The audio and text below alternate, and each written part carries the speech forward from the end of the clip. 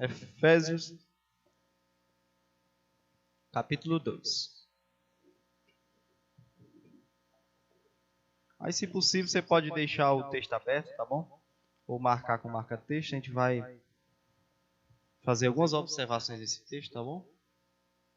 Efésios, capítulo 2, a partir do verso 1, diz assim: E vos vivificou, estando vós mortos em ofensas e pecados, em que noutro tempo andastes segundo o curso deste mundo, segundo o príncipe da potestade do ar, do espírito que agora opera nos espíritos da desobediência, entre os quais todos nós também antes andávamos, nos desejos da nossa carne, fazendo a vontade da carne e dos pensamentos. E éramos, por natureza, filhos da ira, como os outros também. Mas Deus, que é riquíssimo em misericórdia, pelo seu muito amor com que nos amou, estando nós ainda mortos em nossas ofensas, nos vivificou, juntamente com Cristo. Pela graça sois salvos. E nos ressuscitou juntamente com Ele, e nos fez assentar nos lugares celestiais em Cristo Jesus, para nos mostrar nos séculos vindouros as abundantes riquezas da sua graça, pela sua benignidade para conosco em Cristo Jesus. Porque pela graça sois salvos, por meio da fé. E isso não vem de vós, é dom de Deus. Não vem das obras, para que ninguém se glorie. Verso 10. Porque somos feitura sua, criados em Cristo Jesus para as boas obras, as quais Deus preparou para que andássemos nelas. Pode se sentar. Queridos, essa é uma epístola direcionada aos irmãos em Éfeso, conhecido como Epístola aos Efésios. A gente sabe que o meio de comunicação mais comum daquela época era epístola. Hoje a gente vive na época da modernidade, né? Aonde usamos a ligação direta e também utilizamos o WhatsApp, onde hoje você tem facilidade para falar simultaneamente vendo a pessoa no outro lado do mundo, né? Mas nessa época não, na época medieval se era utilizada epístola, cartas. E Paulo, o apóstolo dos gentios, ele escreveu essa carta em um período que ele estava preso, em sua primeira prisão em Roma. Essa é uma das epístolas que Paulo ele as escreve e manda às igrejas estando preso. E Paulo ele vai mandar essa epístola aos irmãos ali em Efésios, tratando muito sobre um assunto muito importante para a igreja. É uma epístola praticamente totalmente soteriológica. Quando a gente fala soteriológica, está falando sobre a doutrina da salvação. Sempre que vocês ouvirem a palavra soteriologia ou um assunto soteriológico, está falando que aquele assunto é relacionado à salvação. E se você for olhar, talvez, da epístola, esse seja o capítulo que mais Paulo ele vai falar e detalhar, né, em um texto riquíssimo sobre a salvação. A salvação pela graça, né? Então hoje nós iremos aprender, irmãos, um assunto importantíssimo para o cristão, né? Sobre a graça de Deus na salvação. A graça de Deus na salvação.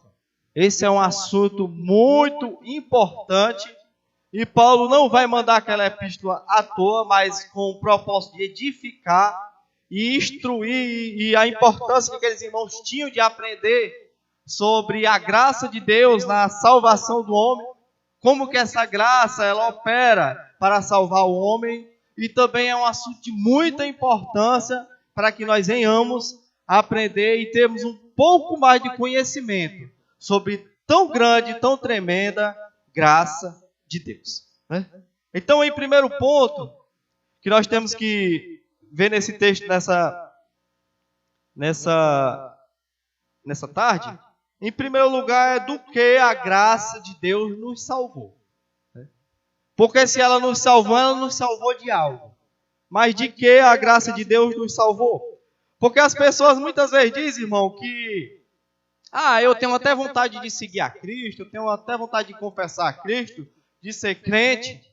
Eu acho muito lindo, eu gosto de visitar, eu gosto de frequentar os cultos, os louvores, porém algo me prende, é porque eu acho que eu gosto de ser livre, sabe? Eu gosto de ser livre, eu acho que se eu for passar a ser cristão, a ser crente, eu vou viver uma vida que vai me restringir de muita coisa, e meio que essa pessoa está dizendo como se ela fosse seguir a Cristo, ela ia estar aprisionada. Mas infelizmente ela não sabe que a aprisionada ela vive é quando ela está fora da presença de Cristo, né? E ela nem sabe, né? O que são, como é que é a vida daqueles que recebem a graça de Deus, né? Por quê? Porque a graça de Deus ela nos libertou, nos mostrando que quando nós vivíamos no mundo, nós vivíamos aprisionados. Só liberta aquele que está aprisionado. E a graça de Deus nos libertou, né?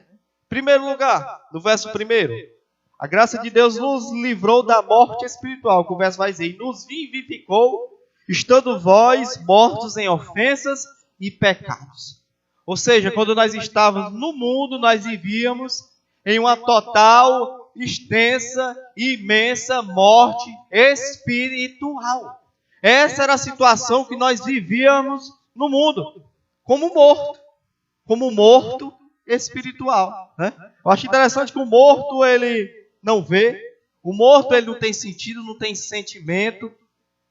O morto ele é levado pelos outros. Se você já viu algum cortejo fúnebre, você sempre vai ver que o morto ele não tem atitude nenhuma, ele é levado pelos outros, ele não pode ter uma atitude por si só, né? E assim era como nós vivíamos no mundo, né? Em uma apatia espiritual. O morto, a partir do momento que ele é morto, ele não pode mais ele não expressa a sua identidade, assim éramos nós. Essa morte fazia que nós vivíamos perambulando por aí, sem uma identidade. O morto ele não pode aproveitar o ambiente ao seu redor. Meu irmão, mediante o morto pode ter o que for ao redor dele, ele não aproveita o ambiente, ele não vê mais o ambiente. Ele pode estar no melhor ambiente, ele pode estar no pior ambiente, aquilo para ele não vai fazer diferença nenhuma. Assim éramos nós quando nós vivíamos no mundo, antes da graça de Deus nos resgatar. Nós vivíamos mortos espiritualmente. Morte essa que a gente pode ver que vem da nossa descendência adâmica. Quando Adão ele é criado, Deus ele resolve criar o homem, cria os céus, cria a terra, cria os animais, cria a erva verde, tudo foi criado por Deus. Porém Deus ele cria o homem. E quando Deus ele cria o homem, de todas as suas criações, a mais perfeita, a mais diferente em perfeição era o homem. Porque, como nós aprendemos domingo passado, Deus ele criou o homem à sua imagem e sua semelhança, que ele vai dizer.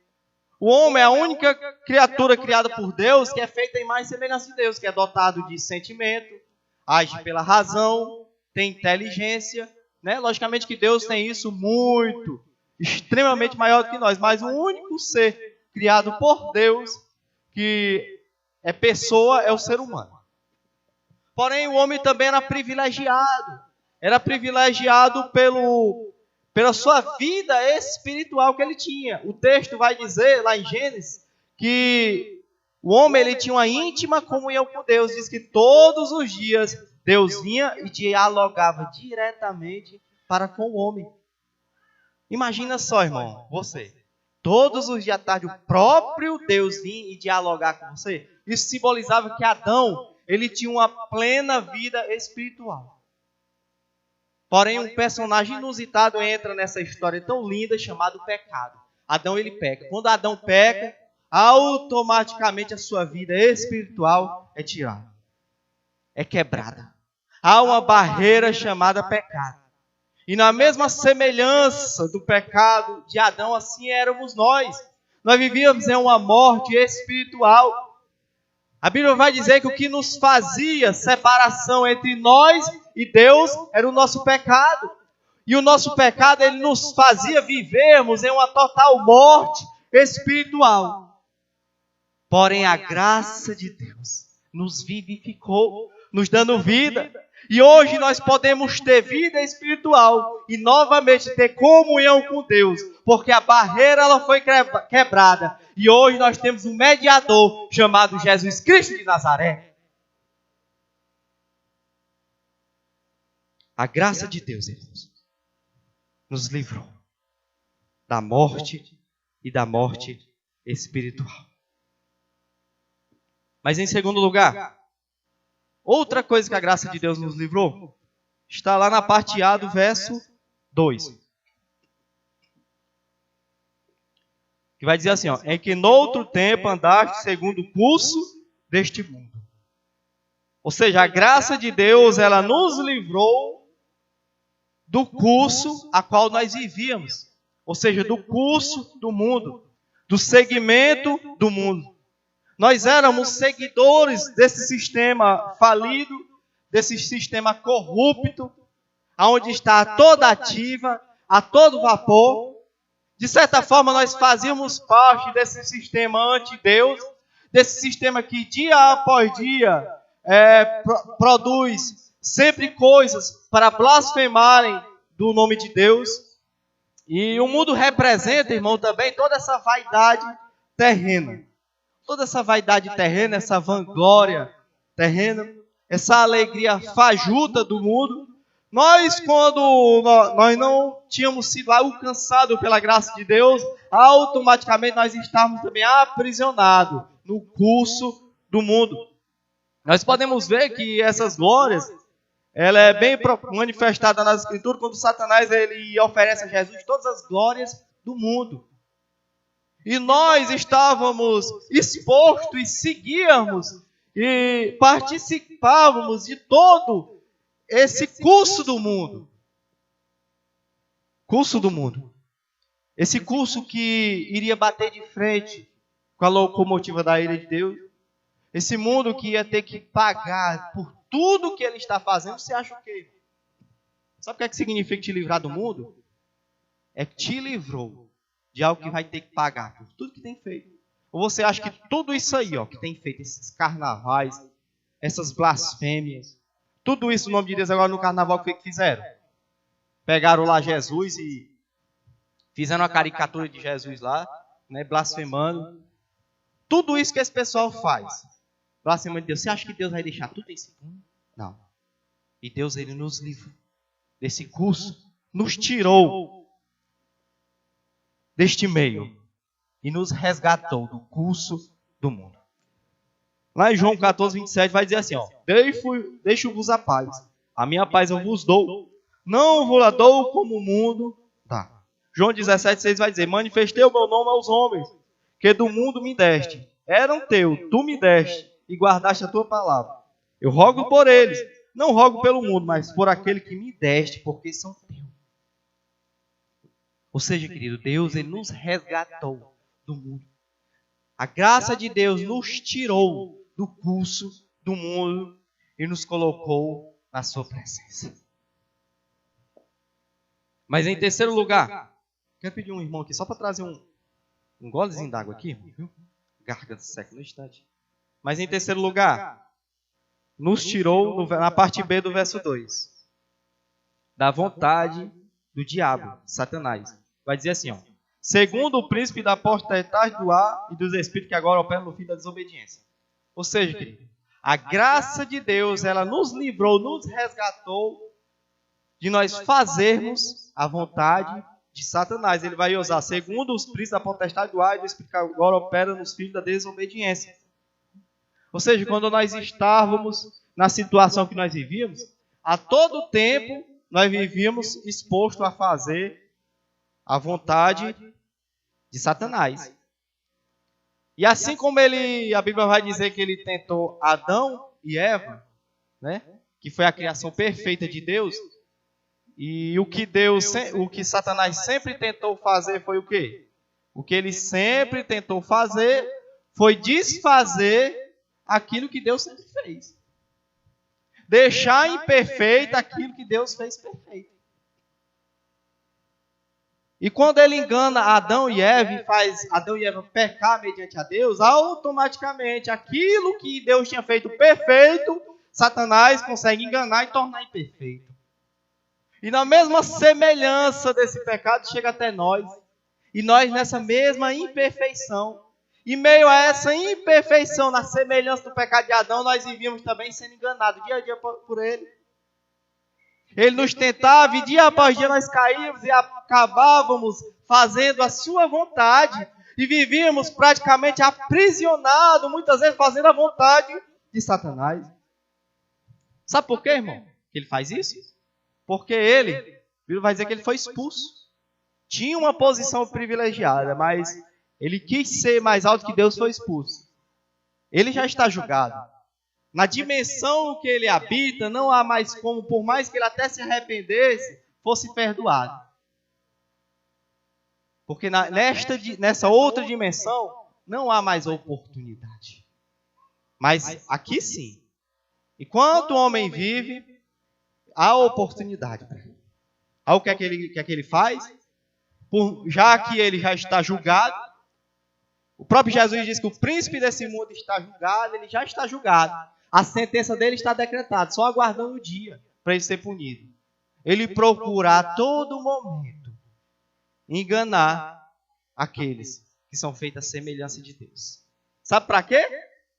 Para que eles venham morrer em seus delitos. E a Bíblia vai dizer que o homem só foi posto morrer uma vez, logo segue-se o juízo. E a gente aprende que só há alguma coisa para o homem, a questão da salvação enquanto ele está vivo, depois que morre, pronto, segue-se o juízo. E o máximo que ele conseguir enganar e essas pessoas morrerem sem Cristo, para ele levar o máximo junto com ele. E essa era a situação que nós vivíamos. Sendo enganado por Satanás, e ele a procura de todo momento levar nós junto com ele, para ser julgado e condenado junto com ele. Só que sabe o que é interessante? A graça de Deus. Ela foi suficiente para nos resgatar do engano de Satanás, do príncipe da potestade do ar.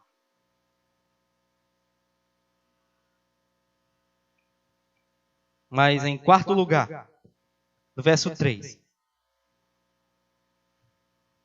A graça de Deus nos resgatou dos desejos da nossa carne, entre os quais todos nós também antes andávamos nos desejos da nossa carne, fazendo a vontade da carne e dos pensamentos. Ou seja, irmão, antes vai viver o quê? Fazendo o desejo da nossa carne.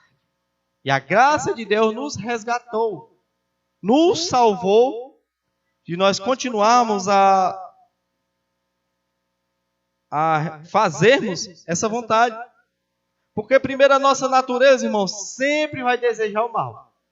A nossa natureza desejava o mal. E vivíamos em busca sempre de satisfazer o desejo da nossa carne. E nós não conseguíamos dominá-lo. Isso era também uma das consequências que nós sofríamos.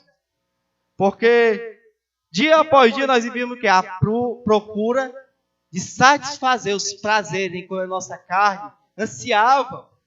Isso nos causava mal e isso nós sofríamos as consequências que o desejo de satisfazer esses desejos nos causava. E nós vivíamos aprisionados nos desejos da nossa carne. Isso para nós era uma prisão. Ou seja, o fruto que nós vivíamos produzindo eram os frutos da carne. Ira, porfias, inveja. E assim era que era a nossa vida. Porém, a graça de Deus, ela nos resgatou e nos livrou de vivermos satisfazendo o desejo da nossa carne. Esses desejos, a graça de Deus foi refreando.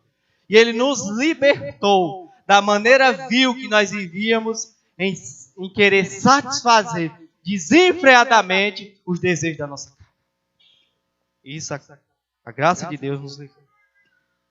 Mas em quinto lugar, outra coisa que a graça de Deus nos livrou. Está lá na parte C do verso 3. Da ira de Deus. Essa última coisa que a graça de Deus nos resgatou e nos livrou era a consequência de tudo isso que foi dito até agora. Era o resultado final de tudo isso. Da ira de Deus. Parte C do verso 3 vai dizer assim: e éramos por natureza filhos da ira como os outros também. Veja que a expressão filho da ira, mostrando a descendência adâmica.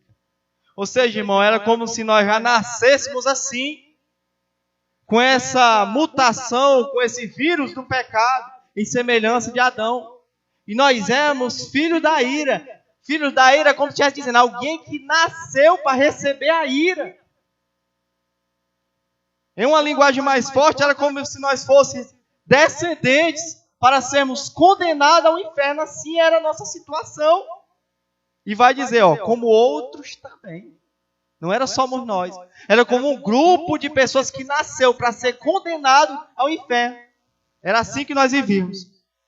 Porque o inferno é a representação da ira de Deus. Há uma analogia. Aí tem gente que diz, vou vendo o vídeo da pastora, sempre tem uma pastora, não sei porquê, fulano de tal, que foi ao inferno 7 vezes, e lá ela viu demônio causando mal e perturbando muitas pessoas. Quem foi que disse que lá no inferno os demônios vão ter tanta liberdade? E Satanás? Não, eles vão ser condenados também lá, e lá eles também vão ser atormentados. Aí tem gente que diz, o Satanás é o rei do inferno. Quem foi que disse que ele é rei do inferno? O inferno, então, irmão, quem foi que criou o inferno? Quem criou o inferno foi o próprio Deus. E quem é que vai castigar as pessoas no inferno? O próprio Deus. O inferno representa a ira de Deus mediante a todos aqueles que são desobedientes à sua vontade. E essa era a consequência final que eu e você iríamos receber. Filho da ira. Descendentes da ira de Deus. Mas a graça de Deus nos libertou disso. Nos tirou. E hoje nós não somos filhos mais da ira. Evangelho de João capítulo 1 vai dizer o quê? Veio para os seus não receberam. Mas todos aqueles que creram, deu-lhe o poder de ser chamado filho de Deus. A graça de Deus nos resgatou, nos livrou de sofrermos a ira de Deus. E hoje, meu irmão, o que antes era conhecido como filho da ira, hoje, por fé em Cristo Jesus e pela graça de Deus, somos chamados filhos de Deus. Não foi disso que Cristo nos resgatou. E quantas vezes, aí tem gente que diz, não, mas Deus não vai fazer isso não. Meu irmão, vai sim. Ele vai dizer, éramos filhos da ira como outros também.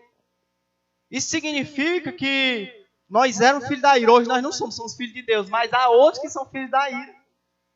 E há outros que vão sofrer a ira de Deus.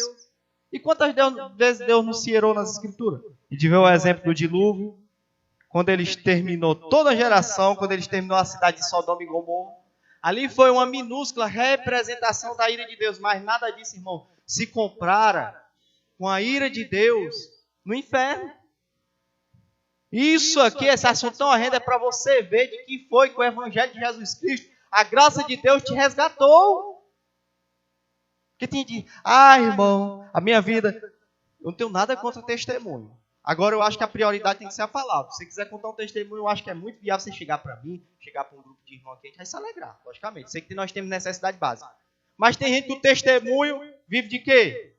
Irmão, recebi uma bênção. Eu morava de aluguel e Deus me deu uma casa. Glória a Deus por isso. Né? Igual aquelas igrejas que os irmãos saem contando testemunho, aquela igreja do camarada do chapéu, né? Você já sabe quem é, né? Do chapéu. Aí tem a hora do testemunho. Aí foi passando uma irmã. Irmão, conta aí, qual é o testemunho, qual é a bênção? Pastor, é porque eu morava de aluguel e Deus me abençoou com a minha casa. Irmã, glória a Deus. Aí veio outro. Irmã, qual é a sua bênção? Pastor, a bênção é porque eu consegui comprar meu carro. Irmã, glória a Deus, foi fácil. Aí vinha um homenzinho, aí disse, irmão, conta a tua bênção. Bem, pastor, a bênção é o seguinte, é porque eu vivia no mundo perdido e Cristo me resgatou. Aí o pastor olhou para eles, irmão, glória a Deus, mas agora conte a bênção. Ou seja, irmão, as pessoas estão distorcidas para ela, bênção é só a procura de prosperidade. Eu sei que nós temos necessidade básica, que Deus ele pode suprir. E talvez alguma delas vai ser suprida. Mas a maior bênção, irmão, que nós temos, a maior prosperidade que nós temos, era nós seres que iríamos ser condenados. E Deus nos resgatou, nos livrou de sermos condenados. De sofrermos a ira de Deus. Essa é uma representação, sabe de quê? Do sangue do cordeiro lá em Êxodo 19. A Bíblia vai dizer que Deus ele traz várias pestes, né, no Egito para quebrantar o coração de Faraó. Mas diz que por último ele traz a peste que ia morrer todas as crianças unigênito, né? Unigênito. E diz que ele ia enviar o anjo destruidor. E todas aquelas crianças daquela região iriam ser mortas pelo anjo destruidor. Porém, ele dá uma ordenança a Moisés. Moisés, pega um cordeiro, fere ele e com sangue tu marca os umbrais das casas. A casa que tiver marcada com o sangue do cordeiro, o anjo destruidor não vai tocar e nenhuma criança vai morrer lá. E assim é a representação do mesmo sangue desse cordeiro que representava imundidade para a ira do anjo destruidor, assim somos nós. Como somos marcados pelo sangue de Cristo. Automaticamente o sangue de Cristo representa que a ira de Deus não vai mais cair sobre nós. Por isso que lá em Romanos capítulo 5, verso 1, vai dizer assim, ó, justificados, pois pela fé, temos paz para com Deus. Ou seja, hoje através da fé que nós temos em Jesus Cristo, Deus que merecia nos punir como filho da ira, hoje não, pela fé em Jesus Cristo, nós temos paz para com Deus, por meio de Cristo Jesus. E não somos mais filho da ira, e isso foi uma coisa que Deus nos livrou, da ira de Deus. Por isso que lá em Romanos capítulo 8, verso 1, vai dizer que nenhuma condenação há para aqueles que estão em Cristo Jesus. Ou seja, irmão, não há mais condenação. Não há mais uma ira de Deus para conosco. Então, nós somos livres, porque Cristo venceu essas coisas na cruz. Né? Então, em primeiro lugar, nós aprendemos isso. De que a graça de Deus nos salvou de todas essas coisas. Né?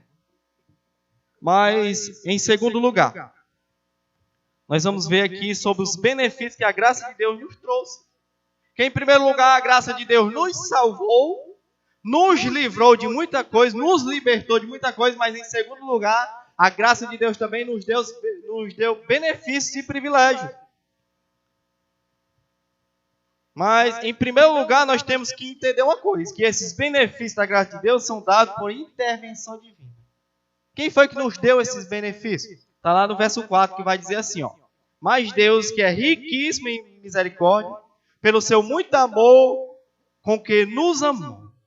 Ou seja, só esse início aqui desse versículo vai dizer, ó, mais Deus. Aqui está mostrando, irmão, a intervenção divina, que significa que o homem não podia fazer nada para salvar-se, mas Deus fez algo por nós. Ou seja, o homem estava na situação pecaminosa, filho da ira, fazendo a vontade de Satanás, morto espiritualmente, seguindo o curso do mundo, vivendo nessa debilidade espiritual, queria ser condenado, sem poder fazer nada para mudar a situação, mas aí é que entra o plano de intervenção divina para conosco. Por isso que esse versículo vai dizer, mais Deus. Isso representa que Deus ele entrou nessa história tão triste, com a ação de intervenção para conosco. E Deus intervém e não nos deixa como estava perecendo. E a salvação, irmão, é pela graça. E é mediante a fé. Nos mostrando que o homem não precisa fazer nada, a não ser crer em Cristo para obtê-lo. Porém, ela não foi de graça. É um ditado muito popular que vai dizer que a salvação é de graça. Porém, ela não foi de graça. Isso é a representação, sabe de quê, irmão? Do preço cruel que foi para hoje nós obtermos a graça de Deus. Como nós já aprendemos nessa tarde, o pecado ele desfez aquilo que Deus tinha feito perfeito. Deu imperfeição à criação mais perfeita de Deus. E por isso que nós estamos nessa situação. A Bíblia vai dizer que Deus ele manda a lei e Deus vai dizer que o homem tinha que viver segundo aqueles preceitos. E quando Deus termina de dar a lei, os homens dizem, pois tudo que foi nos dito, nós vamos cumprir. E quando diz que tinha que viver pelaquela lei, é porque aquele que descumprisse tinha que morrer. Ou seja, irmão, automaticamente, quando alguém descumpre os 10 mandamentos de Deus, ele é digno de morte. Porque automaticamente ele descumpriu o mandamento de Deus, de um Deus santo, Deus justo, que tem a justiça reta. E seja qual for o delito, seja qual for o preceito de Deus que nós quebramos, automaticamente nós somos dignos de ser punidos por Deus e ser condenados. Porque a justiça dele é reta e demanda o quê? Que ele puna o culpado. E quando você erra, por mais que seja o menor dos pecados, a justiça de Deus demanda que você seja punido por causa disso. E a Bíblia vai dizer que o salário do pecado é a morte. Ou seja, todo aquele que peca merece ser punido com morte. Agora me diz, o que foi que Adão fez para ser punido com morte? A única coisa que ele fez foi o quê? Ele adulterou? Ele assaltou? Ele matou alguém? Não. Ele apenas comeu um fruto de uma árvore que Deus disse que não era para ele comer. Mas isso foi suficiente para que a justiça de Deus viesse a puni-lo. E assim somos nós. Automaticamente, quando você descumpriu alguma coisa dos mandamentos de Deus, automaticamente a justiça e a ira de Deus demandavam que eu e você era para ser punido. Mas é nesse quadro. Por isso que a Bíblia vai dizer que maldito é todo aquele que vive na lei. Não é porque a lei ela é ruim, a lei não é ruim. O ruim somos nós que não temos capacidade de cumprir a lei e a descumprimos. E assim sofreríamos e sofremos as consequências quando nós descumprimos. Então essa é a situação vil que nós vivemos. Só que o texto vai dizer, mais Deus. Esse mais Deus mostra a sua intervenção, a sua ação. Ou seja, o próprio Deus foi que mudou a nossa situação. A Bíblia vai dizer que ele faz uma promessa de que iria mandar que Satanás ia morder o seu calcanhar, mas ele ia esmagar a sua cabeça. Ali é a primeira profecia bíblica do Messias, do Salvador do mundo. E diz que ele vem, ele habita nessa terra. Ele, sendo Deus, não teve usurpação ser igual a Deus, mas se faz homem, é humilhado, é entregado ao sinédrio, é chicoteado, é espancado, é tido como um dos maiores criminosos da época, ele que só fez o bem, e ele é punido com uma das mortes mais severas daquela época, a morte de cruz. Somente os maiores criminosos da época eram punidos com morte de cruz, e Cristo Jesus foi punido com a cruz. E naquela cruz, irmão, é a representação de nossos pecados. Mas aquela cruz representa a intervenção de Deus para mim e para você. Sendo que só existia um homem que não pecou, que já pisou nessa terra. Esse homem chama-se Cristo Jesus. A ira de Deus não poderia atingi-lo, porque era perfeito. Mas quando Jesus está naquela cruz, automaticamente o nosso pecado é colocado sobre ele. O pecado de toda a humanidade é colocado sobre ele. Por isso que a Bíblia vai dizer lá em Isaías capítulo 53 que o castigo que nos trazia a paz, ele tomou sobre si. Ou seja, aquele castigo daquela cruz, eu e você era merecedor, mas ele arroga para si. Por isso que lá em 1 Coríntios 5:21 vai dizer que aquele que não conheceu o pecado, Deus o fez pecado por nós. Ou seja, Cristo quando está naquela cruz, automaticamente todos os nossos pecados, todos os pecados de uma humanidade inteira, todos os crimes mais horrendos, os pensamentos mais horrendos, os pecados mais horrendos é colocado sobre Cristo. Quando Deus olha para o seu Filho, antes dele ver o seu Filho perfeito, a qual nunca pecou, ele vê os nossos pecados todos sobre ele.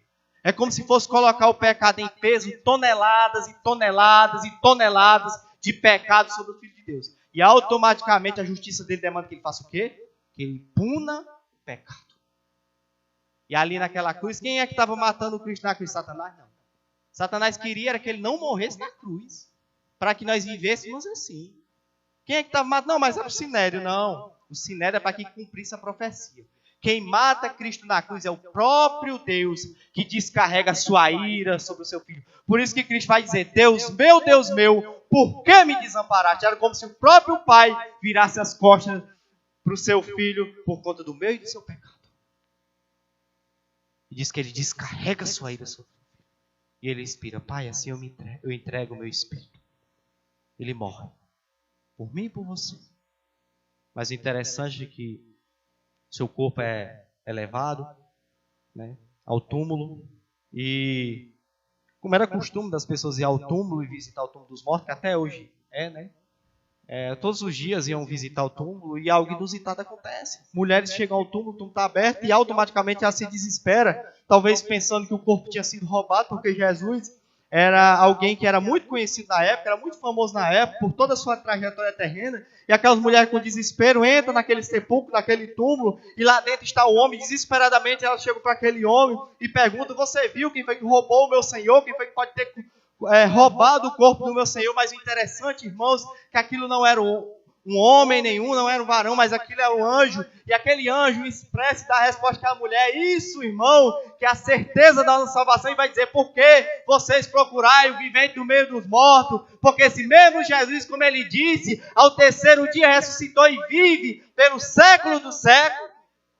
Ou seja, ele ressuscita ao terceiro dia. E quando ele ressuscita ao terceiro dia, é nos mostrando que ele venceu a morte. Aquilo que tinha capacidade de vencer o homem, aquilo que o homem estava posto a sofrer, que era a morte, Cristo ele vence.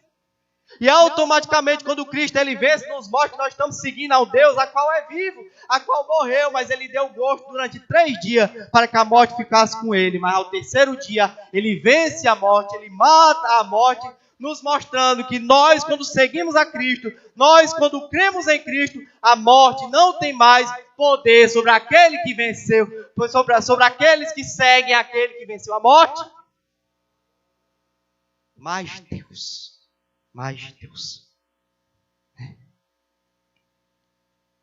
E ele vence a morte.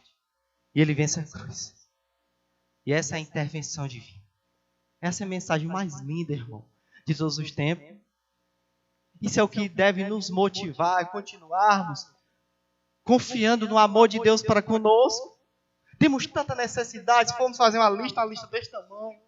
Mas, meu irmão, uma coisa é certa, nós formos olhar o que nós já temos até hoje, Deus tem nos dado o suficiente, principalmente a salvação, um preço tão caro naquela cruz. Mas, privilégios. Vamos lá para os privilégios. Mas o verso 5 continua e diz assim, ó. Primeiro, vida espiritual. Efésios 2:5 vai dizer, ó, estando nós ainda mortos em nossas ofensas, nos vivificou juntamente com Cristo, pela graça e salvação. Ou seja, uma das prisões das consequências que nós sofremos o quê? Morte espiritual, que eu falei nisso. Mas agora nós temos o quê? O oposto. A graça de Deus, ela nos deu o benefício de termos, sabe o que? Aqueles que estavam mortos espiritualmente, hoje terem vida espiritual. Ou seja, irmão, aquela comunhão que foi perdida com Adão, hoje nós temos automaticamente. A Bíblia vai dizer que só há um Deus mediador entre Deus e os homens. Esse é Cristo Jesus. A Bíblia vai dizer que antes o pecado fazia barreira entre Deus e o homem. E hoje essa barreira foi quebrada. A Bíblia vai dizer que antigamente o homem ter acesso com Deus a gente via que era no tabernáculo, lá havia o véu do templo. E a gente vê que era um procedimento muito grande, que o sacerdote tinha que se santificar para lá oferecer um sacrifício. Tinha aquele véu do templo. Mas a Bíblia vai dizer que quando Jesus ele morre, o véu do templo ele se rasga. E se rasga de alto a baixo, nos mostrando que a nossa comunhão foi restaurada. Hoje não tem mais véu, hoje nós temos acesso direto para com o Pai. Hoje nós temos vida espiritual para com o Pai, porque o véu se rasgou de alto a baixo, nos mostrando que a nossa comunhão foi restaurada de alto a baixo para conosco. E hoje Deus nos oferece vida espiritual. E hoje nós não precisamos mais de sumo sacerdote, porque Cristo é o nosso mediador. Isso nos mostra também que hoje não tem lugar específico. Hoje não é necessário nós somente adorarmos e termos comunhão com Deus no templo, como era no Antigo Testamento. Isso que Jesus vai dizer à mulher samaritana, que a hora vai ser chegada. Que não vai ser nem canto A e nem canto B, mas os verdadeiros adoradores adorarão a Cristo em espírito e em verdade. Né? Por isso que tem uns camaradas que acabam com a graça de Deus e esse princípio aqui, dizer que o templo é sagrado, isso aqui é altar, isso aqui não é altar, isso aqui é o púlpito. Né? A gente pode errar a palavra e chamar de altar pelos maus costumes que a gente teve em outros cantos. Isso aqui é um púlpito. Isso aqui não é santo. O único santo aqui é eu e você, pela graça de Deus. Né? Isso aqui é apenas um lugar, um tempo que nós nos reunimos para congregarmos e aprender a palavra. Né? Mas hoje, automaticamente, a comunhão com Deus não é necessário para você adorar a Deus e para ter comunhão com Deus, você fazer isso só aqui. Você pode fazer na sua casa, você pode fazer em qualquer ambiente que você estiver. Né? Outro benefício que Deus nos deu através da graça de Deus é nos dando a vida eterna, lá no capítulo 6, que vai dizer assim, ó, e nos ressuscitou juntamente com ele, e nos fez sentar nos lugares celestiais em Cristo Jesus. A maior de todas as promessas. Aqueles que eram filhos da ira de Deus, de serem condenados com o mundo, hoje Deus ele dá os privilégios a esses mesmos, sabe de quê? De serem herdeiros das mansões celestiais. Ou seja, de serem herdeiros da maior de todas as promessas. Promessa essa que é a vida eterna. Uma vida toda de alegria. Essa vida terrestre ela é caracterizada pelo quê? Pelo sofrimento. Todos sofrem. O choro é uma situação existencial da nossa vida. Quantas vezes nós nos choramos? Quantas vezes nós nos sofremos? Sofremos com a dor das perdas. Sofremos pelas enfermidades. Sofremos por várias coisas, mas a vida eterna é uma promessa de que tudo isso vai cessar. A alegria deste mundo, ela oscila. Às vezes, um dia a gente está alegre, acontece uma coisa, no outro dia estamos tristes. Mas lá não. É uma promessa de alegria eterna. De uma alegria que nunca haverá fim. De uma alegria talvez em um estado que nós nunca sentimos. E essa vida ela é breve. A Bíblia diz que é como a erva do campo, é como o conto ligeiro, é como a sombra, é como o vapor da panela. Passa ligeiro. Talvez você tenha visto como os tempos têm passado ligeiro. Porém a outra não, é uma vida eterna. 1 milhão não é a vida eterna. 30 milhões não é a vida eterna. Tudo que é leão não é a vida eterna para todo sempre a vida. Ou seja, essa é a maior promessa que alguém pode ter. Né? Ou seja, o paraíso perdido pelo pecado de Adão nos é dado pela graça de Deus. Mas em terceiro lugar, então nós aprendemos o quê? Né? Do que a graça de Deus nos libertou, os benefícios que ela nos deu, mas em terceiro lugar, como receber a graça de Deus. Como é que um cristão, ou como nós recebemos, ou você deve receber, ou você recebeu a graça de Deus? Está lá no verso 8. Versículo muito conhecido esse, né? Pois pela graça de Deus vocês são salvos, por meio da fé. Isso não vem de vocês, mas é dom, é presente de Deus, é presente dado por Deus. Aqui foi uma tradução bem mais atual que eu tenho aqui. Ou seja, irmão, pela graça sou salvo por meio da fé. A palavra graça significa favor imerecido. Ou seja, um favor que é feito àquele que não merece. Nos mostrando que a salvação ela nos é dada e nós não merecemos, logicamente. Né? E automaticamente, a graça ela é nos dada de graça. Você não precisa fazer nada, se esforçar para nada, para ter essa graça. E quando você ouvir, e você não merece, favor aqueles que não merecem. E quando você ouvir alguém dizendo que você merece receber alguma coisa de Deus, mentira. Nós não merecemos receber nada de Deus, porque de Gênesis a Apocalipse você nunca vai ver uma expressão dizendo que o homem é bom por natureza, o homem é ruim. É por isso que a graça de Deus é tão linda e maravilhosa. Se eu e você, irmão, tivesse alguma coisa de bom para oferecer para Deus, isso aqui seria totalmente colocada por terra. Mas é por isso que a graça de Deus ela é bom, porque não a merecemos, nós não temos nada de bom a oferecer para Deus, mas mesmo assim, é uma situação tão ruim que nós nos encontrávamos, Deus nos agraciou e nos deu a salvação, sem assim nós merecemos. Né? E a graça de Deus é um presente de Deus. Né? Quando alguém recebe um presente de graça, significa o quê? Que quem recebe não tem que pagar pelo presente nem se esforçar para receber. Né? Então todos os esforços humanos são inúteis para receber. É de graça. O que é que você faz para receber um presente? A única coisa que você faz é esticar sua mão. A reação que você faz para esticar a sua mão é como se fosse a fé. Pela graça sou salvo por meio da fé. A única coisa que se é necessário para o homem obter a graça de Deus ser salvo é ter fé. É igual a mão que se estica para pegar o presente. Pronto, automaticamente recebe tudo de graça. Né? Aqui é uma representação de uma ilustração muito interessante para nós entendermos um pouco da graça de Deus. Como eu falei ontem lá na Vila Boa, de uma mulher que foi comprar um eletrodoméstico, né? As irmãs que compram, né? Sabe que quando uma dona de casa quer comprar um eletrodoméstico, um fogão, né? Da Esmaltec, um gelágua, vamos lá, uma lavadeira de roupa, é uma alegria muito grande. E ela vai lá na loja, escolhe aquele eletrodoméstico e traz, né? E o vendedor mostra a ela todo aquele eletrodoméstico, se alegra para comprar, né? Porém, ela não tem dinheiro para comprar à vista e ela vai parcelar no boleto, né? Em 15 vezes, que sempre a gente faz 15 vezes, o negócio tá sério no nosso país. Né? Aí quando ela se encaminha para o balcão, toda feliz, para fazer o cadastro no carnê, né, que chama, automaticamente, quando a atendente pega os dados dela, vê que o nome dela estava negativo. E quando vê que o nome dela está negativo, diz, olha, está negativo, você tem que ir para o SPC Serasa se informar que dívida é essa. E aquela mulher fica sem saber, porque ela não fez dívida nenhuma. E quando ela vai se informar dessa dívida, irmão, uma dívida milionária, feita no nome dela. Uma dívida muito grande, milionária. Aí imagina só a situação dessa mulher. Ou seja, alguém fez uma dívida no nome daquela mulher. E aquela mulher sem condição nenhuma condição de comprar um eletrodoméstico, imagina de pagar uma dívida milionária.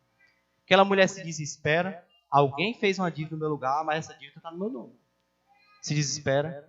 E aquela mulher entra em depressão, em um estado de grande preocupação, mas alguém chega para aquela mulher e dá uma ideia um tanto que contrária à situação que a mulher vive. Diz, mas tu sabia que tu tem essa dívida mesmo. Mas tu sabia que tu tem uma conta poupança no banco? E aquela mulher diz, como é que eu tenho conta poupança no banco? Se nunca eu fui no banco, né? E diz, não, mas você tem. E disse que aquela mulher com muito sacrifício vai no banco, mas sem confiança de que tinha alguma coisa. E quando aquela mulher chega no banco, que olha lá, entrega a sua documentação para a atendente diz, realmente tem uma conta poupança aqui no nome da senhora. Ela pensa, mas não tem nada, eu nunca vim fazer essa conta, imagina tem algum dinheiro. Quando a mulher olha, a atendente regala os olhos e diz, olha, tem uma quantia milionária. Sabe o que aquela mulher faz? Ela pega aquela quantia milionária e paga a dívida que está no seu nome. Sem a graça de Deus para com a nossa vida. A situação dessa mulher era a situação que nós vivíamos antes. E quando nós, ou seja, a dívida, que eu e você não poderíamos pagar, mas automaticamente, pela graça de Deus, outro pagou em nosso lugar. E essa moeda que pagou a nossa dívida chama-se o sangue de Jesus Cristo de Nazaré, na cruz do Calvário. E automaticamente, mediante a fé, nós recebemos essa quantia, que é suficiente, foi suficiente para pagar a nossa dívida, mediante ao Pai. Ou seja, a graça de Deus. Né? E por isso, irmãos, que o homem não pode fazer nada para se salvar. Porque ele vai dizer, verso 9, o homem não tem participação nenhuma nela. Não vem das obras, para que ninguém se glorie. Ou seja, o homem é salvo pela fé e não é mediante as suas obras, para que ninguém se glorie. Ou seja, o homem não pode comprar a salvação pelas suas obras. Sabe por quê? Porque isso iria lhe trazer vanglória. Porque toda glória do homem é uma glória vã. É uma vanglória. E toda vida, irmão, que o homem ele se vangloria, automaticamente ele peca mediante a Deus. Porque as Escrituras sempre vai dizer que toda a glória tem que ser dada a Deus. E automaticamente que o homem se vangloriasse e fosse salvo pelas suas obras, automaticamente ele estaria anulando todo o sacrifício da cruz do Calvário. E isso seria impossível. Por isso, irmão, que a lei não salvaria o homem, né? E por isso que todo tipo de legalismo não salva ninguém. É isso que Paulo vai combater aos Gálatas, né? Qualquer tipo de legalismo para querer salvar o homem é um legalismo inútil, né? A gente vê que as outras religiões, elas são dotadas de que o homem obtém a salvação por mérito próprio, por seu esforço. Tiver esses homens bomba aí, por que é que eles explodem? Os aviões, né? Você que já viu esse Estado Islâmico aí, né? Muitos terroristas. É porque a religião deles dizem que se eles fizerem aquela medida drástica, eles vão ser salvos se eles fizerem aquele esforço. Medida fajuta essa. Mas o cristianismo não adota este método. A gente vê as pessoas muitas vezes o quê? Para canidar a pé, né? Se esforçando, né? No sol quente. Uma vez, irmão, eu ia passando bem aqui, bem ali perto daquela quadra ali. Irmão, sempre tinha, eu olhei do ônibus. Eu olhei uma pessoa ia a pé, nessa calçadazinha que tem agora, ia a pé. E eu pensei, meu pai, a pessoa vai a pé com aquela roupona, né? Com aquela roupona a pé. achando, irmão, que vai comprar Deus e muitos acham até que vai ser salvo por causa disso, irmão. Isso é um sacrifício fútil. A salvação não pode ser conquistada por sacrifício humano. A Bíblia vai dizer que até as nossas melhores obras, mas mediante a Deus, são como trapo de imundícia. É um exemplo, sabe de quê? De Jesus interrogando Nicodemo, lá em João capítulo 3. Aí eu te pergunto, Nicodemos, quem era Nicodemo? Príncipe dos fariseus, doutor da lei. Será que Nicodemo jejuava? Mais do que eu e você juntos. Será que ele conhecia as escrituras? Meu irmão, a Torá, ele conhecia de cor desde os 8 anos de idade. Será que aquele homem orava? Mais do que nós tudinho juntos, ele orava.